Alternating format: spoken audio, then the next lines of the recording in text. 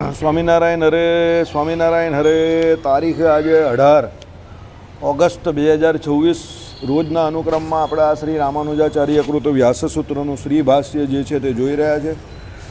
અત્યારે આપણે આ આનંદમય અધિકરણ જે છે તે જોઈ રહ્યા છે. આનંદમય અધિકરણમાં રામાનુજાચાર્ય એવું સાબિત કરવા માગે છે કે આનંદમય તો પરબ્રહ્મ પરમાત્મા પુરુષોત્તમ નારાયણ જ છે, બ્રહ્મ જ જે છે તે આનંદમય છે. અને એને વિશે એમણે સમાન અધિકરણીય ન્યાય પ્રત્યે જોતા અત્યારે ઘણા બધા એવા ઉદાહરણ આપ્યા કે ભાઈ જગતમાં પણ જે જોવામાં આવે છે એ રીતે કોઈ એક વિશેષ્ય હોય એને ઘણા બધા વિશેષણો હોઈ શકે છે ને એનાથી સમાન અધિકરણ ન્યાય જે છે એને કોઈ ફરક પડતો નથી કે એ ન્યાયને વિશે કોઈ પણ પ્રકારની ઓછપ કે ઉણપ આવતી નથી. એ ન્યાય પૂરી રીતે પુરવાર થાય જ છે. અને અદ્વૈતીઓ એવું કહે છે કે ભાઈ એક વિશેષ્ય હોય તેની જોડે એક વિશેષણો એમ બધું પૃથક માને છે. તો અહીંયા રામાનુજાચાર્યએ બહુ સરસ રીતે ગઈકાલે પણ આપણે જે જોયું પૂર્વ મીમાંસાની વાત હતી, એક સૂત્ર હતું ને એમાં પૂર્વ પક્ષીનું એવું માનવું હતું કે રાતિ અરુણ પદ એટલે આકૃતિને એ બધી વાત આપણે કાલે જોઈ કે ભાઈ ગાય હોય એટલે એક આકૃતિનો સ્વભાવ છે અને ગુણોનો સ્વભાવ છે, તો બંને એમ કે વિશેષણ થાય છે. આકૃતિથી એટલે ગોત્વથી એ ગાય સાબિત થાય, વિશેષણ એટલે ગુણ જે છે તેનાથી એમ કે એના રંગથી પણ એનો સ્વભાવ છે એ સાબિત થાય. 1 વર્ષની વાછરડી એ પદની સાથે જ રતાસનો અન્વય થાય એવો નિયમ સંભવતો નથી, કારણ કે 1 વર્ષની વાછડી વડે ખરીદે છે એટલે તે રાતી વડે એ બે અર્થનું વિધાન સંભવતું નથી. એમ થવાથી વાક્યભેદ એટલે બે જુદા જુદા વાક્યો થઈ જાય અને અત્રે તો એક જ વાક્યનો પ્રયોગ છે એ દોષ. તેથી અરુણયા એટલે રાતી વડે એમ જુદું વાક્ય પાડવું અને તે ચાલતા પ્રકરણમાં જેનો વિધિ છે એવા સર્વદ્રવ્ય શુદ્ધાની રતાસાને સામાન્ય રીતે બોધે છે. 1 વર્ષની વાછડીની રતાસ જ નહીં પણ પ્રકરણમાં જણાવેલા સર્વદ્રવ્યની તે દ્રવ્ય શુદ્ધાંત. એટલે કહેવાનો મતલબ કે 1 વર્ષની વાછડી જે છે તે મુખ્ય વાક્ય નથી, આખી ગાય જે છે તે લાલ છે એવું કહેવા માગે છે. એટલે રતાસ શબ્દ જે છે તે આખી ગાયને લાગુ પડે છે. 1 વર્ષની વાછડી છે એને નહીં લાગુ પડતો. કેમ? એ તો આજે 1 વર્ષની છે તો કાલે 2 વર્ષની થશે, 3 વર્ષની થશે, 5 વર્ષની, 10 વર્ષની પણ થશે.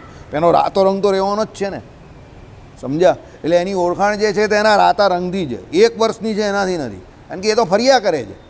સમજી ગયા? ચાલો હવે રાતી એમ સ્ત્રીલિંગનો નિર્દેશ છે તે પ્રકરણમાં જો કાલે પેલા લોકો પૂછતા હતા કેમ કે પેલો નંદી હોય એને ગોદડી હોય કે ના હોય, અરે પણ એ લિંગ જેન્ડરની વાત થોડી ચાલતી હતી, એ તો જાતિની વાત ચાલતી હતી. તો એ પછી તમે નંદી કહ્યું કે ગાય કહ્યું, બંનેને ગોતવો હોય અને એ બંનેને ગોતવો હોય એનાથી સિદ્ધાંત ફેર થોડો થાય છે.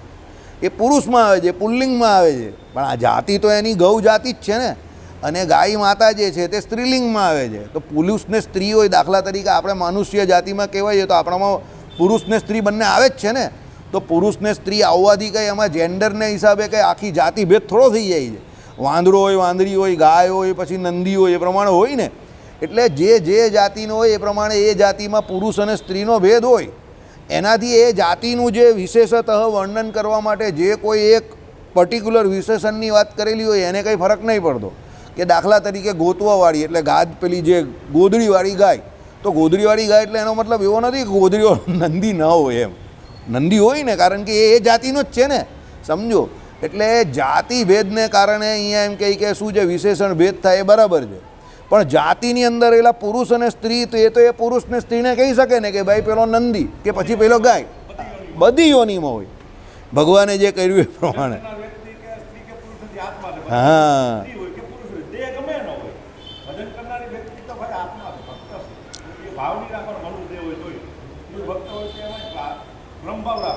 ચાલો, રાતી એમ સ્ત્રીલિંગનો નિર્દેશ છે એ પ્રકરણમાં જેનો વિધિ કર્યો છે તે સર્વે લિંગના દ્રવ્યો બતાવે છે. એટલે સ્ત્રીલિંગ છે એટલે લિંગના દ્રવ્યો બતાવે છે, સમજો.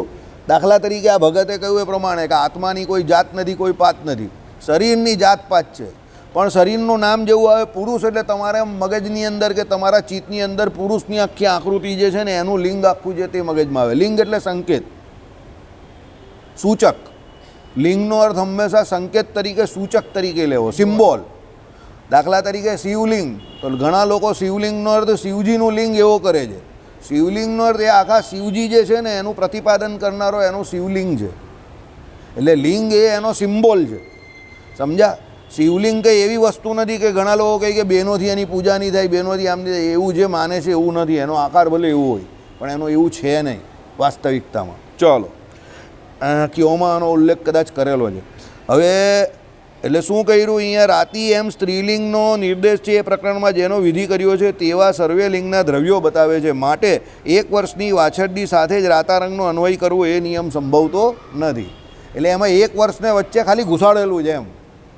ઘણી વખત શું હોય કે ઘણા પ્રોફેસરોને ઘણા લોકો છે ને પેપરમાં તમારું ધ્યાન પેલા 1-2 પ્રશ્ન એવા ટ્રીકી મૂકી દે, આખું પેપર ઇઝી હોય. 2-3 પ્રશ્ન ટ્રીકી મૂકી દે. હવે પેલો એમાં ને એમાં મથિયા કરે તો પેલો આખું છેલ્લું પેપર લખવાનું રહી જાય અને એના 10-20 માર્કનું નુકસાન કરી દે. પેલા 4-5 માર્કનો સવાલ હોય એને કારણે. બરાબર? એટલે કહેવાનું તાત્પર્ય શું છે કે જ્યારે એવું પેપરમાં 3-5-7 માર્કનું એવું ટ્રીકી આવે ને તો એને છોડી દેવાનું છેલ્લી 10 મિનિટ પર. જે સરળ છે તે બધું પહેલાં લખી દેવાનું, આ મગજ નહીં ખરાબ કરવાનું. મારી પેપર લખવાની આ સ્ટાઇલ જ હતી. મને જે પહેલી નજરે હું વાંચું ને જેટલું આવડે ને, પહેલાં આખું પેપર વાંચી એમાં જેટલું આવડતું એની પર ટીક કરી દઉં. જે નહીં આવડતું હોય ને એની સામે જોવાનું જ નહીં. પહેલાં 3 કલાકનું પેપર હોય ને એ પહેલાં 2 કલાકમાં તો જેટલું આવડતું હોય એટલું બધું છાપી નાખવાનું ચોપડીમાંથી બેઠું. એટલે બધું મોઢું હોય ને બધું લખી જ દેવાનું આંખ મીચીને ધનાઈને. પછી છેલ્લા કલાકમાં જે મથવાવાળા સવાલ હોય કે જેમાં જવાબ તમને આવડતો હોય પણ પૂરેપૂરો કોન્ફિડન્સ નહીં હોય ને એવું હોય ને એ બધું છેલ્લા કલાકમાં લખવું. અમારી ટ્રીક હતી. એટલે તમારા 50માંથી 40 માર્ક પહેલાં સિક્યોર, એના માટે કોઈ માથાકૂટ જ નહીં. પછી માથાકૂટ કેના માટે? પેલા રેન્ક માટે કે ભાઈ 48 માર્કે રેન્ક કરો એના માર્ક આવે તો આપણે તમારે 45 પર પહોંચવાનું, 46 પર પહોંચવાનું જ રેન્ક માટે. એટલે એના માટે પછી એ છેલ્લે 5-6 માર્કની કસાકસ થાય. એટલે હું પછી છેલ્લે એના માટે મગજ ચલાવવા માટે પ્રયત્નશીલ રહ્યો. હિન્ટ બી મેળવું કોઈની પાસેથી, આજુબાજુથી કંઈ ખબર પડે તો હિન્ટ મેળવું, પછી એના હિસાબે લખવાની પણ વાત કરું. એક ટ્રેનિંગ સેશન હતું લગભગ અમદાવાદમાં, એમાં એવું જ થયેલું. મને મારી બાજુવાળાએ કંઈક હિન્ટ આપીને મેં એ 5 મિનિટ પહેલાં પેપર આવવાના 2 કે 5 મિનિટ પહેલાં જ વાંચેલું હતું. મને બરાબર યાદ નહીં. પેલા એ મને હિન્ટ આપી તો મેં લખી નાખ્યું બધું.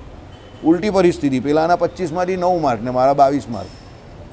પેલો કે આ શક્ય જ નથી, પેપરનું રિઝલ્ટ આપ્યું નથી ત્યારે પેલો કે આ શક્ય જ નથી. જે મેડમે પેપર લીધું ને પછી એ કહી તમે એવું કહી દે કે શક્ય નથી. એમ કે તમને કહેવાને મારો મિત્ર છે મારે કહેવું નહીં જોઈએ પણ હવે મારાથી રહેવાતું નથી. તો પેલી કંઈ કેમ રહેવાતું નથી? આખી રાત સૂઈ ગયો જાય. હું આખી રાત વાંચતો હતો. આ પોસિબલ કહી દે મારા 7 કે 9 માર્ક આવે ને એના 22 માર્ક આવી જાય તો આખો ક્લાસ જે હશે તે હશે.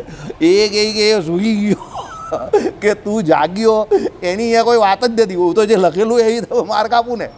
હવે મારું બેકગ્રાઉન્ડ ફાર્મસીનું એટલે હું સૂઈ ગયો. મને ખબર કે આજે ચાલ્યું છે તો અમારા પેલું પહેલાં ચુન્નું મુન્નુના ખેલમાં પ્રથમ સામાયિક પરીક્ષામાં આવતું એવું હોય બાયો અવેલેબિલિટીના આને તેને. એટલે હું શાંતિથી આમ પહેલાં ત્યાં ભણાવ્યો. પહેલાં તમે આમ જોયું પેલાને કહ્યું રાત્રે મને તું ઊંઘી જવાનું હોય ત્યારે ઉઠાડજે. તો એ મને પહેલાં 2 વાગે ઉઠાવી રહ્યો, 4 વાગે હું સૂઈ જ રહ્યો. હું 6 વાગે આપણી પૂજા કરવાના ટાઈમ પર ઉઠ્યો, પૂજા કરી. એમ કે હવે તો તું વાંચશે ને? મેં કહું હા. પછી હું નાહવા ગયો, પૂજા કરી, 8:30 થયા, 9 વાગે પેપર. એટલે પછી મેં 8:30 પુસ્તક લીધું. એમ કીધું હવે વાંચવા બેસશે? મેં કહું હા. તો હવે હું વાંચવાનું હતું? એમ કહી હું અત્યારે જ વાંચીશ. હવે 8:30થી 8:45 સુધી મેં વાંચ્યું. 9માં પછી એક આ બહુ અઘરું છે એમ કે આ મને નહીં સમજ પડતી. તો 9:45થી 9:05 સુધી મેં એને સમજાવ્યું ને 9 વાગે પેપર આવ્યું તો મારા 22 માર્ક આવ્યા ને એના 7 કે 9 જ આવ્યા. તો એ બિચારો એટલો અકળાઈ ગયો, ફફડી ગયો આખો. પછી એ કંઈક આવું પોસિબલ. પછી એક રાજસ્થાનથી એક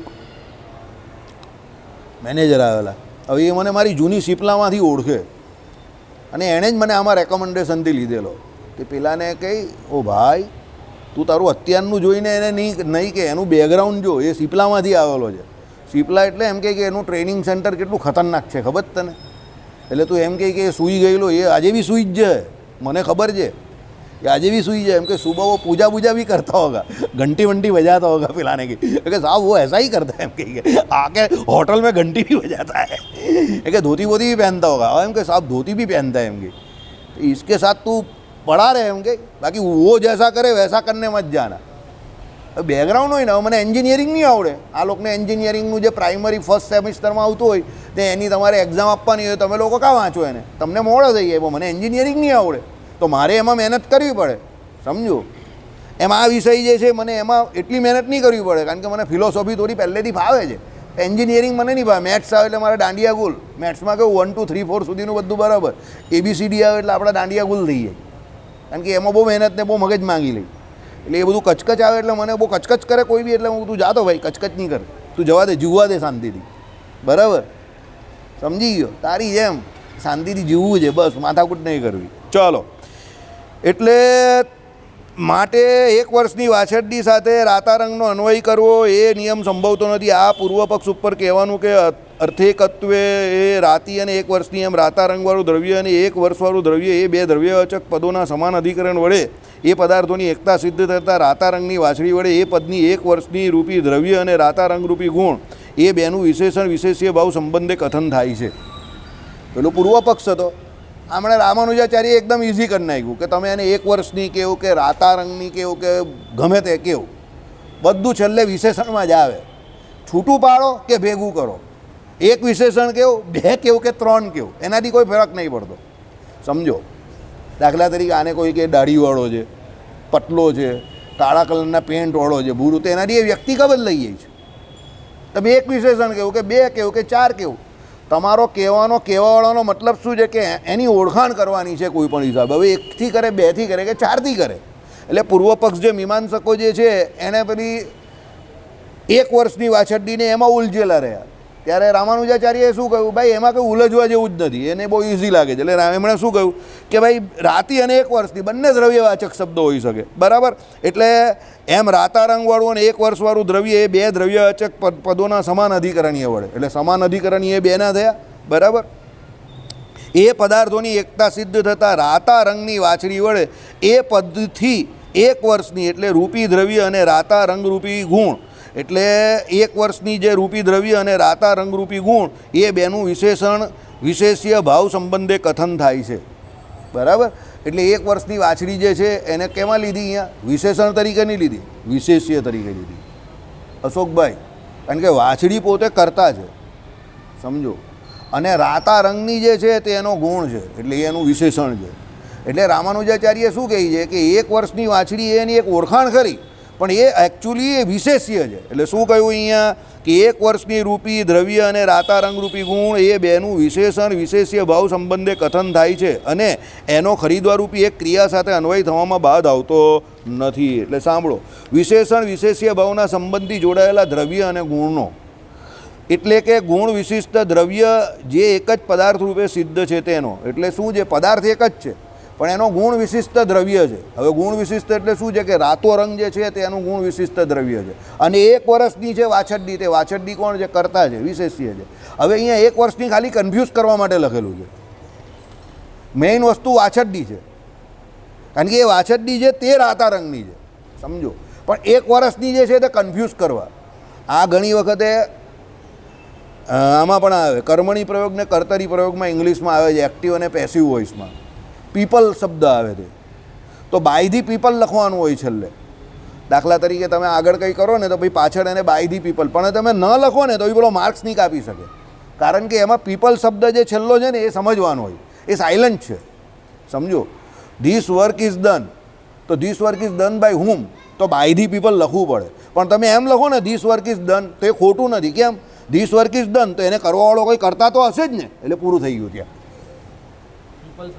એ પીપલ તમારે સમજી લેવાનું, આઈડિયા આવે છે? હા, એટલે આમાં શું હોય, ગ્રામર તમને છે ને એવી છૂટ આપે છે ઘણી જગ્યા પર કે જે અર્થો તમે તમારા અનુસંધાનથી સમજી જતા હો તો એને બતાવવાની જરૂર નથી. એમ એક્સપ્રેશન અનુસંધાન કેવું ને, તમે દાખલા તરીકે કોઈને હા પાડો તો આમ જ કહ્યું, તમે હા કા બોલ્યા છો, પણ તમે આમ કર્યું એટલે એનો મતલબ શું થયો કે હા પાડી. હવે છે તો ગરદન, પણ તમે આમ હલાવી એટલે હા થઈ ગઈ, ને તમે આમ હલાવી તો ના થઈ ગઈ. તમે હા પણ નહીં પાડી, તમે ના પણ નહીં બોલ્યા જો, પણ તમે આમ કર્યું એટલે પહેલાં શું સમજવાનું, નહીં કરવાનું. મમ્મી આવું ખાસ કરે, જેના ઘરમાં મમ્મીનું પ્રભુત્વ હોય એ 90% ઘરમાં હોય જ. એટલે કોઈ મહેમાન આવેલો હોય ને પેલા છોકરા કંઈ અંતર મંતર કરતા હોય ને, એટલે મમ્મી આમ જોઈ આમ કરે એટલે પેલા છોકરા સમજી જાય. હવે એ કંઈ બોલી જ નથી ત્યાં, પણ પેલો છોકરો સમજી ગયો કે મમ્મી ના પાડે જ, આ જશે ને પછી આપણી ધોકડી ધોઈ નાખશે, સપાટા પડશે. એટલે પેલા છોકરાઓ રસોડામાં કંઈ ખતર ફતર કરતા હોય ને એટલે પાછા આવી જાય આ અંદર. પછી એમ કહીને પેલો આમ કંઈ લઈને, એટલે પેલો પૂછે બહાર લઈ આવ, છોકરો સ્માર્ટ હોય તો, એટલે મમ્મી કહે, એટલે એ બહાર લઈને ડીશમાં લઈને આવી જશે. એ કોના માટે છે, પેલા મહેમાન માટે છે. સમજ પડી? હવે એ કંઈ બોલ્યા જ નથી વ્યક્તિ, તો પેલા લોકોએ કંઈ સાંભળ્યું પણ નથી, પણ એને ખબર પડી ગઈ ને, એ એક્સપ્રેશન્સ છે, સમજો. એટલે આમાં આવું છે. ચાલો, એટલે શું છે કે દ્રવ્ય જે એક જ પદાર્થ રૂપે સિદ્ધ થાય છે, એટલે વિશેષણ વિશેષ્ય ભાવના સંબંધી. ઓકે, થઈ ગયું ક્લિયર? એટલે ખરીદવાનું સાધન જે 1 વર્ષની વાછરડી તેની સાથે રાતા રંગનો અન્વય થવો જોઈએ, નિયમ સંભવે છે. ખરીદવાની વસ્તુ શું છે? પેલી 1 વર્ષની વાછરડી. હવે એની જોડે રાતા રંગનો સંબંધ હોવો જોઈએ, અને રાતો રંગ એની ઓળખાણ છે, એનું વિશેષણ છે. પણ કરતા કોણ છે અહીંયા? વિશેષ્ય કોણ છે? 1 વર્ષની વાછરડી. બરાબર? ચલો, જેમ 1 વર્ષનીનો ખરીદવાની સાથે સંબંધ આ વાક્યથી સમજાય છે, તેમ રાતા રંગ સાથે સંબંધ પણ સમજાતો હોય તો એ વાક્યમાં 2 અર્થનું વિધાન થાય, પણ તેમ નથી. રાતા રંગવાળી એ પદ વડે રાતા રંગથી વિશિષ્ટ દ્રવ્યનું કથન થાય છે. રાતા રંગવાળી 1 વર્ષની વાછડી વડે સોમ ખરીદે છે, એ વાક્યાર્થ બોધમાં 3 કૃત્યો સમાવેલા છે, સમજો. તેમાંનું એક કૃત્ય રાતા રંગવાળી એ શબ્દથી દ્રવ્ય સાથે ગુણનો અન્વય, એટલે એ દ્રવ્ય જે છે એની સાથે ગુણનો અન્વય છે. ચલો, અને એનું 1 વર્ષની વાછડી એ પદ જોડે સમાન અધિકરણીય કર્યું છે. બરાબર? સમાન વિભક્તિ વડે રાતા રંગની એટલે 1 વર્ષનીનો પરસ્પર અન્વય એ બીજું કૃત્ય. ત્યાર પછી આખા વાક્ય વડે ખરીદવા સાથે અન્વય એ ત્રીજું કૃત્ય. એટલે ખરીદવું એ ત્રીજું કૃત્ય. એટલે 3 કર્મ થયા અહીંયા. ખરીદવાની છે કોને? રાતા રંગની જ. પછી ખરીદવાની કઈ છે? 1 વર્ષની જ. અને ત્રીજું કયું? ત્યાર પછી આખા વાક્ય ખરીદવાનું. ખરીદવું એ પણ એક કૃત્ય જ થયું ને, કર્મ જ થયું એમ. ચલો, એટલે અહીંયા 1 વર્ષની પણ એ લોકો માટે મુખ્ય છે, કારણ કે એને 1 વર્ષની જ જોઈએ છે. હવે આપણે એ બાબતમાં બહુ નોલેજ નહીં ને. પેલા ભગત આજે ચાલ્યા ગયા, એને ખબર વધારે હોય. આ બાજુમાં બેસે જ ને, એ કાલે જ કહેતા હતા કે આ ગાય આટલું દૂધ આપે, પછી આ વાછડી આટલું એ કરે, એનું આટલો પીરિયડ હોય લેક્ટેટિંગ ને એ બધું એમને સારું ખબર છે. મેં બહુ ધ્યાન નહીં આપ્યું, પણ એ જરૂરી છે એમ. એટલે એનું સમાન અધિકરણીય અહીંયા થાય છે. 1 વર્ષની વાછડીનું પણ એ પદ જોડે સમાન અધિકરણીય કર્યું છે. સાથે સંબંધ છે એવું જુદું ના પાડે છે. સાંભળો 1 મિનિટ. 1 વર્ષની વાછડી જેટલું સમજાય છે, એનો અમુક ગુણ સાથે સંબંધ છે એવું જુદું પ્રતિપાદન થતું નથી. વિશિષ્ટ દ્રવ્યની એકતા એ જ સમાન અધિકરણીયનો અર્થ છે. એવું બરાબર જ છે. એટલે દ્રવ્ય જે ગુણ જે રાતો રંગ અને એની એ વાત છે, એ જ સમાન અધિકરણીય અર્થ છે. એટલે જે આપણે સમજીએ છીએ તે બધું બરાબર જ છે. ચાલો,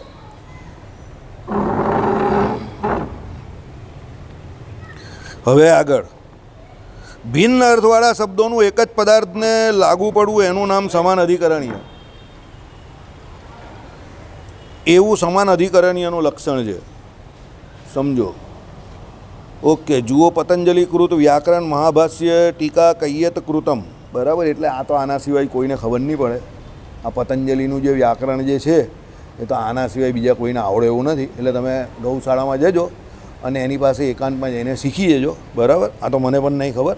એટલે એ વૈયાકરણ જે છે પતંજલિ કૃત એ તો આને જ આવડે છે. બરાબર? ચાલો, ચતુસૂત્રી જે છે, ચતુસૂત્રીમાં પાનું નંબર 197થી 201. ચાલો, એ પણ આપણી પાસે અત્યારે નથી, એટલે એ આગળ આવી ગયેલું એ સમાન અધિકરણીય ન્યાયવાળું જ છે કે ભાઈ અલગ અલગ વિશેષણ લાગે.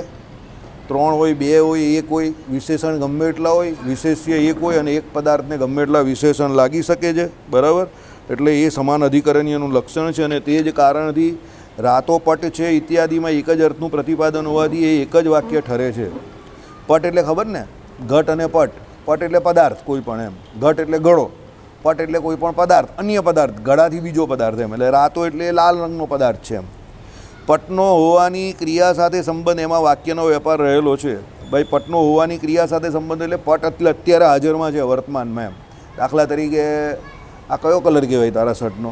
ઓકે, નથી ખબર એવો શર્ટ, નથી રંગ ખબર એવો જે શર્ટ જે છે તે, નથી ખબર એવો રંગ જે છે તે શર્ટ અત્યારે મનીષભાઈએ પહેરેલો છે. બરાબર? એટલે રંગ નહીં ખબર પણ એ પહેરેલો મનીષભાઈએ છે, એટલે એ વર્તમાનમાં અત્યારે તમને દેખાય છે. એટલે એ પટ છે, પદાર્થ છે. આ ખબર છે એવો બ્લુ કલરનું ટી શર્ટ ગોપાલભાઈએ પહેરેલું છે, ખબર પડે છે બ્લુ રંગનું. બરાબર છે? પેલા ભાઈએ એનાથી વધારે ડાર્ક બ્લુ રંગનું પહેરેલું છે. ચલો આગળ જાઓ. રાતા રંગ સાથેનો સંબંધ રાતો એ પદથી કથાય છે. રાતો એટલે રાતા રંગ સાથેનો સંબંધ એમ. રાતા રંગ સાથે સંબંધ ધરાવતું દ્રવ્ય પટ સાથે પટ એટલું જ સમાન અધિકરણીય વડે સમજવાનું છે. એટલે શું કહ્યું અહીંયા? રાતો અને પટ એ 2 શબ્દના, એટલે શું કહ્યું અહીંયા કે ભાઈ રાતા રંગ સાથે સંબંધ ધરાવતું દ્રવ્ય, એટલે રાતો રંગ જે છે એની જોડે સંબંધ ધરાવતું દ્રવ્ય જે છે તે એમ કહે કે કાં હતા આપણે, રાતા રંગ સાથે સંબંધ ધરાવતું દ્રવ્યપટ એટલું જ સમાન અધિકરણીય વડે સમજવાનું છે. આમ એક વા બે વા બહુ ગુણોથી વિશિષ્ટ પદાર્થનું સમાસવાળા વા છૂટા તે પદ વડે ઉપસ્થાપન કરવામાં આવે છે. ઓકે, આ પહેલું કૃત્ય. ઓકે, ચાલો પહેલું કૃત્ય નહીં સમજો. આમ એક બે વા બહુ ગુણોથી વિશિષ્ટ પદાર્થનું સમાસવાળા વા છૂટા તે પદ વડે ઉપસ્થાપન કરવામાં આવે છે. ઓકે, બરાબર છે. ચાલો, એટલે કહેવાનો મતલબ શું છે? કાં એક હોય, કાં બે હોય, કાં ઘણા બધા ગુણ એક સાથે હોય અને એ બધા ગુણ એક જ પદાર્થને લાગુ પડતા હોય. બરાબર, કોઈ બી એક પદાર્થને, દાખલા તરીકે દીપક, તો લાલ કલરની એની પાસે માળા છે, ચટાપટાવાળો પેલો ચેક્સવાળો શર્ટ છે, તો બે વિશેષણ થઈ ગયા, મેં ગણાવી દીધા. ત્રીજું વિશેષણ, કાયમ સાંજે 7 વાગે કે 7:30 વાગે મંદિરે આવે છે, આ ત્રીજું વિશેષણ. બરાબર છે. હવે સમજો, દીપક વ્યક્તિ એક જ છે પણ વિશેષણો 3 થઈ ગયા. એક તો સાંજે 7:15 મંદિરે આવે છે તે, બીજું લાલ કલરની આ માળા લઈને આવે છે એટલે આ ગૌમુખી લઈને આવે છે તે, અને ત્રીજું અત્યારે ચેક્સ, અને ચોથું ત્રીજી બાવની રોજ ગાય છે, એ પણ પેલા એક થાંભલા પાસે ઊભો જ ગાય છે. બરાબર, એટલે એ થાંભલા પર એનો ફોટો મૂકવાનો છે. બરાબર, અત્યારે નહીં મૂકવાનો, પછી મૂકવાનો, આમ શ્રીજી બાવની ગાતો. સમજી ગયા? ચાલો, એટલે એ પ્રમાણે આ વિશેષણ થયા. બરાબર, ચાલો. દીપક હશે કે મને કાં ફેરવી નાખ્યો વચ્ચે. હવે આમાં એવું કહે છે એટલે આને ઇઝી, આમાં જે લખેલું છે ઉદાહરણ બધા એવા વિચિત્ર તમને સમજ નહીં પડે, પણ આવી રીતે તમને સમજાવું તો તમને સમજ પડી જાય એમ. ચાલો, ઓકે. એટલે ઉપસ્થાપન પછી સમાન અધિકરણીય વડે સર્વ વિશેષણથી વિશિષ્ટ પદાર્થ એક જ છે એમ જણાવવામાં આવે છે. ઓકે, એટલે શું કહ્યું? સમાન અધિકરણીય વડે એટલે બધા જે અલગ અલગ જે કોઈ સમાન અધિકરણીય, એટલે સમાન અધિકરણ એટલો અધિકરણ એટલે દીપક એક જ છે, તો એ દીપક દ્વારા પેલા બધા વિશેષણોને કહેવામાં આવે કે ભાઈ દીપક તો કોણ દીપક? તો ભાઈ લાલ રંગની ગૌમુખીવાળો ચેક્સનો જે શર્ટ પહેરેલો છે અને સાંજે 7:15 મંદિર આવનારો, અને આ ગોપાલભાઈ કે એ પ્રમાણે શ્રીજી બાવની ગાય છે, એ પણ ક્યાં? થાંભલાની પાસે ઊભો રહીને. બરાબર, થાંભલા ઉપર એનું નામ લખવાનું બાકી છે. ચાલો, હવે આગળ. મનીષને હસવું હોય એ. પછી એનો ક્રિયા સાથે સંબંધ થાય. બરાબર, ક્રિયા સાથે સંબંધ થાય. પ્રકૃતમાં હોવાપણાની ક્રિયા સાથે સંબંધ થાય, એમાં કશો બાદ રહેતો નથી. ક્રિયા સાથે સંબંધ, પ્રકૃતમાં હોવાપણાની ક્રિયા સાથે. પ્રકૃતમાં હોવાપણાની એટલે દીપકની વાત કરી તો એ દીપક અત્યારે હોવાપણ એટલે વર્તમાનમાં છે જ, અને આ બધી ક્રિયા જે કંઈ કરી રહેલો છે, અત્યારે માળા ફેરવે છે, આ ભાઈએ કહ્યું એ પ્રમાણે પેલું શ્રીજી બાવની બોલે છે, પછી સાંજે પેલું અત્યારે પેલું શું આવે વંદુ સહેજાનંદ રસરૂપ એ બોલશે. બરાબર, અહીંયા ચેષ્ટા બોલે છે. બરાબર, પછી અત્યારે જો એના મોબાઈલની અંદર ધૂન વાગી ગઈ, પછી મસ્ત પ્રસાદ જે છે તે આરોગશે. તો આ કરનાર વ્યક્તિ એક જ છે દીપક, પણ આ બધી ક્રિયા અલગ અલગ કરે છે. હવે અલગ અલગ ક્રિયા એટલે કૃત્ય, જો આમાં લખેલું છે પહેલું કૃત્ય, બીજું કૃત્ય, ત્રીજું કૃત્ય, એટલે આ બધી અલગ અલગ ક્રિયા કરનારો એક જ વ્યક્તિ કરતા છે. કોણ? દીપક. હવે એ દીપક જે છે તે સમાન અધિકરણીય છે, એક દીપક દ્વારા આ બધી ક્રિયા થાય છે. એટલે આ બધી ક્રિયાનું અધિકરણ કોણ છે? દીપક. સમજ પડી ગઈ? આઈડિયા આવી ગયો ને? ચાલો, હવે કશો બાદ રહેતો નથી. દેવદત્ત કાળો, જુવાન, લાલ આંખવાળો, દંડવાળો અને કુંડળવાળો ઊભો છે. અહીંયા દેવદત્ત નામ ખોટું લખ્યું. બરાબર, કોઈ બીજાનું નામ લખતે અહીંયા બેઠેલાનું તો મજા આવતે કે નહીં? હે, અશોકભાઈ કેવા હશે? ચાલો, શું લખ્યું? મનીષ બી હશે છે કે આ તો અહીંયાવાળાને લપેટવાની વાત કરે છે. બરાબર, પહેલો શું કહ્યું? દેવદત્ત કાળો, જુવાન. જો કાળો છે પણ જુવાન જે ખરો. બરાબર, શ્રી કૃષ્ણ ભગવાન જેવું. ગોપીઓ શું કહેતી હતી? કાળો છે પણ કામણ ગારો છે. હવે કાળો છે એ બહુ શોભાસ્પદ નથી, પણ કામણગારો છે તે બાજુ શોભાસ્પદ છે, એટલે વિરુદ્ધ અર્થમાં લખેલું છે. બરાબર, શ્યામ રંગ તો એમાં બાજુ ઘનશ્યામ કહે, તો ઘનશ્યામ જે છે તે શું છે? શ્યામ રંગ બરાબર નથી, પણ ઘનશ્યામ એટલે કયો? ગમે એવો. કેમ ગમે એવો? ઉનાળાની વૈશાખ મહિનાની જોરદાર ખતરનાક ગરમીથી પેલો જીવ શેકાયો હોય, જેમ આ વર્ષે પડેલી ને અધિક મહિનામાં ખતરનાક ગરમી, અને પછી વરસાદ થવાનો હોય અને આમ પેલા ઘણા આમ કાળા કાળા વાદળ તમને આકાશમાં દેખાય એટલે કેવી રાહત થાય. તો છે કાળા રંગના પણ ઘનશ્યામ છે, વરસાદ આપવાનો છે એટલે તમને રાહતની અનુભૂતિ થાય. બસ આ અર્થમાં લેવાનું છે. શું લખ્યું? પહેલું કાળો, પછી જુવાન છે, પછી લખ્યું લાલ આંખવાળો. હવે લાલ આંખવાળો એ કેમ છે? શામ ઢલને કે બાદ વો પાણી નહીં પીતા હે, બરાબર, એટલે એ લાલ આંખવાળો છે. ચાલો પછી કંઈ દંડવાળો, હાથમાં લાકડી પણ રાખે છે, બરાબર.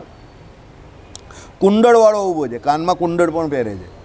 હવે આવું કેમ લખેલું છે ખબર? પહેલાંના સમયમાં આવા લાઠી રાખીને ગામને વિશે આવા લોકો ઊભા રહેતા હતા. કમંડ એટલે શું, કુંડળ બી પહેરતા હતા, પછી લાલ આંખ પણ એ લોકોની એવી હતી ખતરનાક, અને દંડવાળા બી હતા. તમે જોજો પહેલાંની જૂની ફિલ્મમાં આવી રીતે બતાવતા હોય ને આપણે જોઈને જ બીક લાગે. પેલું બ્લેક એન્ડ વ્હાઇટ બતાવે એક નામ પેલો આમ કરતો આવે, હા બસ જાગતે રહો કરતો હોય, હાથમાં પેલી ફાણસ લઈને આવે, બરાબર. ચાલો હવે સાંભળો. ધોળા લુગડા વડે પડદો કરવો, નીલા રંગનું કમળ લાવ, નીલ કમળ લાવ, બરાબર. ચાલો નીલ કમલ લાવ એટલે એ શું છે? સમાસ છે, બરાબર. ધોરી સુશોભિત આંખવાળી ગાય લાવ, માર્ગ કરનાર અગ્નિને 8 કપાળનો પૂરા દોષ આપવો. મૂળ શ્રુતિ આ પ્રમાણે છે: અગ્નેય પથિકૃતે પુરા સમસ્ત કપાલમ નિર્વપેદ. યજુર્વેદ માર્ગ કરનાર એટલે પરલોકનો માર્ગ શોધી કાઢનાર. માર્ગ કરનાર એટલે કોનો? પરલોકનો માર્ગ શોધી કાઢનાર. તો પરલોકનો માર્ગ કોણ શોધી આપે?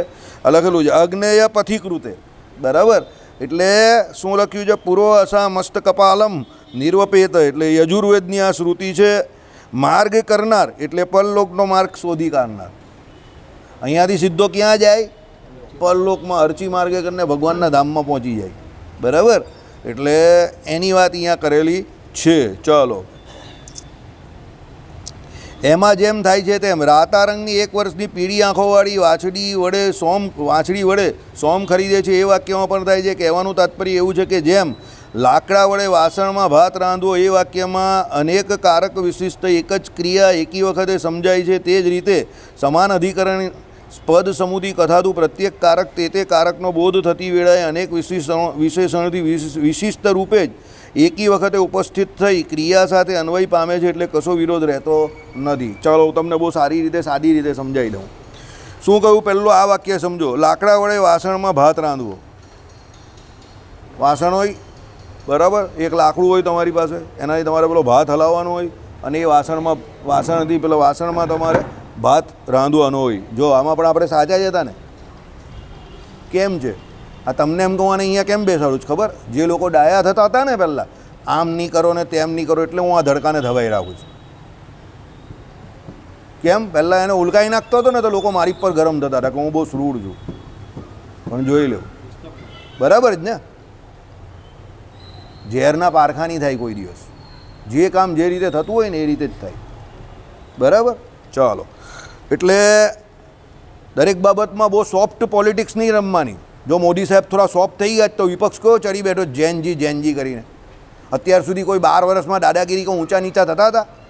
બરાબર. હવે પાછા એમને સખત પગલાં લેવાની જરૂર છે. એકાદ વિપક્ષના નેતાના ઘરે ઈડીના દરોડા ભરાવવાની જરૂર છે. એકાદ બેને જેલમાં ખોટા કેસ કરીને ઘાલી દેવાની જરૂર છે. અને એવું હું બોલી રહેલો છું, પણ એવું સપ્ટેમ્બર મહિના પછી થવાનું જ છે. કારણ કે સપ્ટેમ્બર મહિનો જ એનો ભારી છે. ઓગસ્ટ ચાલે છે, સપ્ટેમ્બર મહિના સુધી મોદી સાહેબને ભારી છે. પછી ગડકરી સાહેબનો બહુ ખરાબ પીરિયડ આવવાનો છે. ગડકરી સાહેબનું રાજીનામું પડવાનું છે, બરાબર. એટલે ટેન્શન નહીં લેતા. દિવાળી પછી તમે જોયા કરજો, ખૂબ ધમાકા થશે અને ભારતની રાજનીતિમાં ખૂબ નવા રંગો તમને દેખાશે, બરાબર. એકાદ બે વિપક્ષના નેતા જવાના છે અંદર. ચાલો, જય સ્વામિનારાયણ. આ શાંતિથી બેઠેલા જ ને મોદી સાહેબ, એટલે બધાને એમ કહે ઠંડા પડી ગયા. કંઈ બહુ મોટી રાજનીતિ ચાલી લાગે છે, રમત ચાલે છે. દિવાળી પછી ફટાકડા ફૂટવાના છે, જોઈ લેવું, કશે ને કશે. ઓકે, આગળ જજો. શું કહ્યું? લાકડા વડે વાસણમાં ભાત રાંધવો. આ વાક્યમાં અનેક કારક વિશિષ્ટ એક જ ક્રિયા. ભાઈ બધા કારક બહુ છે, ઘણા બધા. ક્રિયા એક જ થાય છે. શું? રસોઈ થઈ, ભાત રાંધવો. હવે એમાં લાકડું છે, અગ્નિ છે, પેલું વાસણ છે, એની અંદર પેલો ચોખો નાખેલો છે, પાણી પણ હોય, લખ્યું નથી પણ. એટલે બધા કારક તો બહુ છે અને બધા કારકની જરૂર છે, પણ ક્રિયા શું થાય છે? રસોઈ થાય છે, ભાત રંધાય છે, ભાઈ, બરાબર. ચાલો, એટલે એક જ ક્રિયા એકી વખતે સમજાય છે. એ જ રીતે સમાન અધિકરણીય. સમાન અધિકરણમાં શું થાય છે? પદ સમુદી કથાતું પ્રત્યેક કારક. ભાઈ પદોના સમૂહ હોય છે અને એમાં પ્રત્યેક કારક તે કારકનો બોધ થતી વેળાએ અનેક વિશેષણથી વિશિષ્ટ રૂપે એક કારક છે અને વિશેષણ છે એની જોડે. ભાઈ ગાય તો કઈ ગાય? રાતી ગાય. ભાઈ માણસ તો કેવો માણસ? તો જુવાન અને કાળો માણસ. ભાઈ પેલો શું કહેવાય કે કાકા, તો કયા કાકા?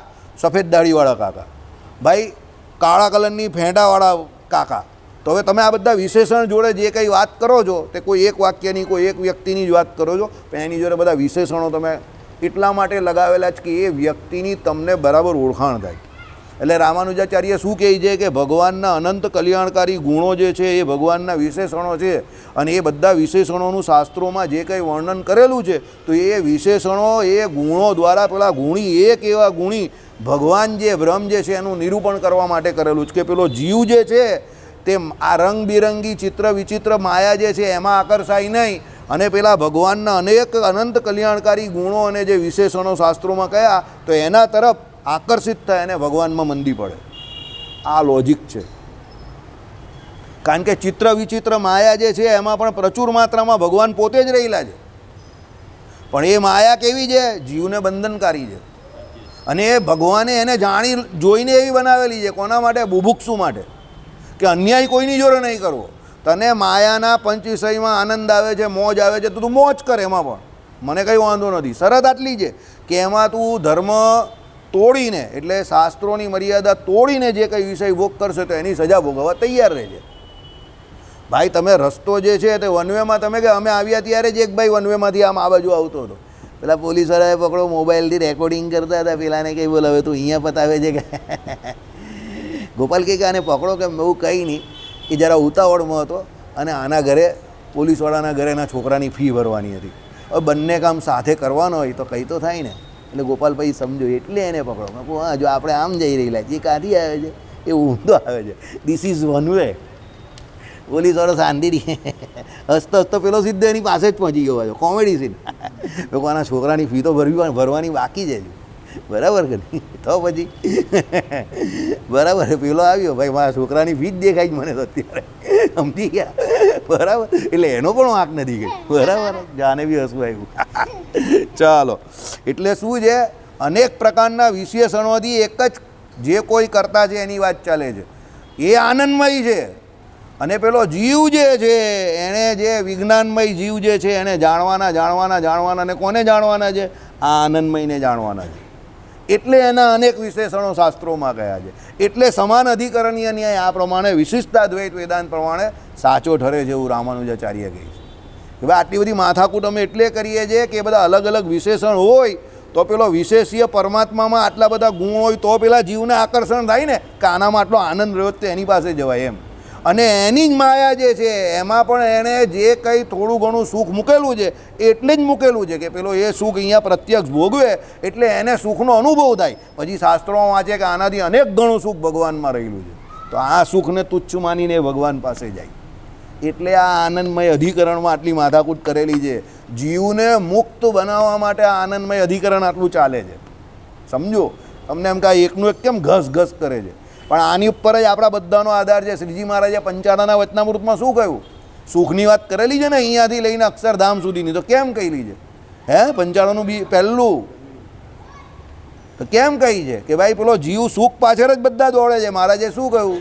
રૂપિયો છે, પછી કોળી છે અને સોનામોર છે. શરૂઆત કરેલી જ ને, તો પેલો સોનામોરને જ પકડે ને, એને ખબર છે સોનામોરમાં વધારે સુખ છે. સમજી ગયા? તેમ પછી અહીંયાથી માંડીને અક્ષરધામ સુધીના સુખની મહારાજે વાત કરેલી છે પંચાળાના પહેલાંમાં. તો એ કેમ કરેલી છે? દરેક જીવ હોય, બુદ્ધિશાળી હોય અને વધુ સુખની ઈચ્છા બધાને છે. બસ એ કંઈ નથી, આ આનંદમય અધિકરણ છે. પણ આમાં આવું ઉદાહરણ નહીં આવે. આ તાત્વિક દ્રષ્ટિએ છે કે સૌથી વધારે સુખ કેમાં છે? તે ભગવાનમાં છે એમ. ને એ જ ભગવાને પેલું લખેલું જ ને એ જ વચનામૃતમાં કે સુખના છાંટા કરેલા છે, બધે છાંટા મૂકેલા છે. કેમ?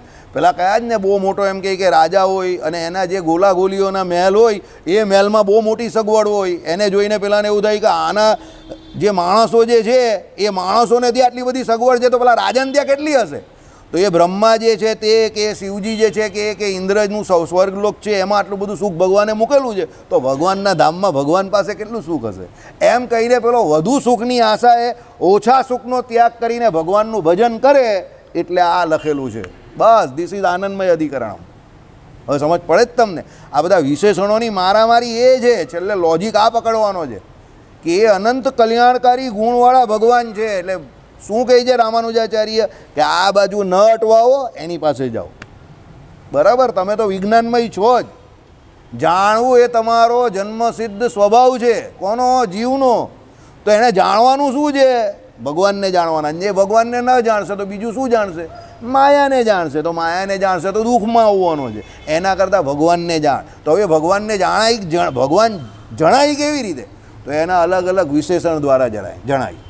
દાખલા તરીકે આત્મા કેવો હોય, તમે કોઈને સારો માણસ કહો કે ખરાબ માણસ કહો, તો હવે તમે કોઈને સારો કહો, તમારી પાસે કે એક્સરે છે, એનો જીવ દેખાય તમને કંઈ? આ એક્સરેમાં એનો જીવ બહુ ચોખ્ખો દેખાય છે, એવું થોડું છે. તમે એને સારો કે ખરાબ કેવી રીતે કહું છો? એની લક્ષણાથી કહું જ ને, એના ગુણોથી કહું છું, એનામાં રહેલા વિશેષણોથી કહું ને. ભાઈ માણસ સારો, બોલવાવાળો જરા છે એવો, ફટકારે એવો છે, પણ માણસ કોઈનું ખોટું કરે એવો નથી, માણસ સારો, એવું તમે કેમ કહું છો? કે એક્સરે થોડો લેવું જ તમે એના જીવનો? તમે એના વિશેષણો દ્વારા એ વિશેષ્યને ઓળખો છો. એ જ રીતે શાસ્ત્રોમાં પરમાત્માના અનેક વિશેષણોનું ને ગુણોનું વર્ણન કરેલું છે, જેને કારણે પેલો વિશેષ્ય ઓળખાય તમને. અને જીવે એને ઓળખીને ક્યાં જાય? ભગવાનના ધામમાં જાય. હવે મજા આવી ને? હજુ તો બહુ મજા આવશે. ચાલો, એટલે એકી વખતે શું કહ્યું? તે કારકનો બોધ થતી વેળાએ અનેક વિશેષણોથી વિશિષ્ટ રૂપે જ એકી વખતે ઉપસ્થિત થઈ ક્રિયા સાથે અન્વય પામે છે. એટલે કશો વિરોધ થતો નથી. એક જ સાથે બધી ક્રિયા થઈ. હવે આમાં ઘણા બધા વિશેષણ હોય કે લાલ રંગની ગાય 10 લીટર દૂધ આપે છે, કે 1 વર્ષની વાછરડી જે છે એનો લાલ રંગ તો છે જ, પણ એની જોડે એમ કહે કે એ સૌથી સારામાં સારી રીતે એમ કહે કે દૂધ આપવાની ક્રિયામાં કેવી છે? અનુકૂળ છે. એ એકદમ રૂપાળી દેખાય છે. હવે આ બધું રૂપાળી કેવું કે 1 વર્ષની કેવું, તમે કે એની સાથે રાતો રંગ કેવું કે દૂધાળી છે, એ બધી વાત સાચી, પણ છેલ્લે કયું કોના વિશે? પેલી ગાય વિશે. તેમ ભગવાનના અનેક કલ્યાણકારી ગુણો દ્વારા ભગવાનનું પ્રમોશન કરી રહેલું છે. કોણ? શાસ્ત્ર. હવે એમાં શાસ્ત્રકારોને કોઈ ફાયદો નથી જેને શાસ્ત્ર બનાવ્યા છે, પણ એ બધા જે છે નિસ્વાર્થ ભાવે એવું ઈચ્છે છે કે મને તો જે ભગવાન ઓળખાયા અને એ ભગવાનનું સુખ હું ભોગવું છું. તો સાધુ પુરુષનું એ લક્ષણ છે. શું? કે ભાઈ હું જે ભોગવું તે બીજા પણ ભોગવે. તો બીજા કોઈ મુમુક્ષુ હોય અને એનામાં મુમુક્ષુતા જાગે કે એની મુમુક્ષા જાગે, તો એ ભગવાન તરફ એના ગુણો જોઈને પેલો આકર્ષિત થાય અને આ માયાને મૂકે અને માયાના લોકમાંથી ભગવાનના ધામમાં જાય. એટલે આ બધું લખેલું છે. એક લાઈન ચલાવીએ, પછી આજે સભાને આપણે વિરામ આપશું. જેમ કે ખેરના સૂકા લાકડા વડે સરખા માપના વાસણમાં દૂધવાળો ઊંચી ડાંગરનો ભાત, ઊંચા ચોખાનો દૂધપાક એક જબરા રસોઈયાએ રાંધવો ઇત્યાદિમાં. રવિવારે તમે જોઈ જ લીધું, બધાને દૂધપાક જ ખાવો છે. પેલો જે લઈને જાય વેચવા એને કહી તું અહીંયા જ ઊભો રહે, હું એક પી જાઉં પછી બીજો, તો પણ તું અહીંયા જ ઊભો રહે. એટલે પેલા બાજુવાળો કહે કે આ બધો પી જવાનો, મને એટેક આવી જવાનો. બરાબર? કોઈને શાક ખાવું નથી, કોઈને ભજીયા પણ ખાવા નથી, ને દાળ ભાતને તો અડવા જ નથી. છેલ્લે દાળ ભાત કોથળામાં ભરીને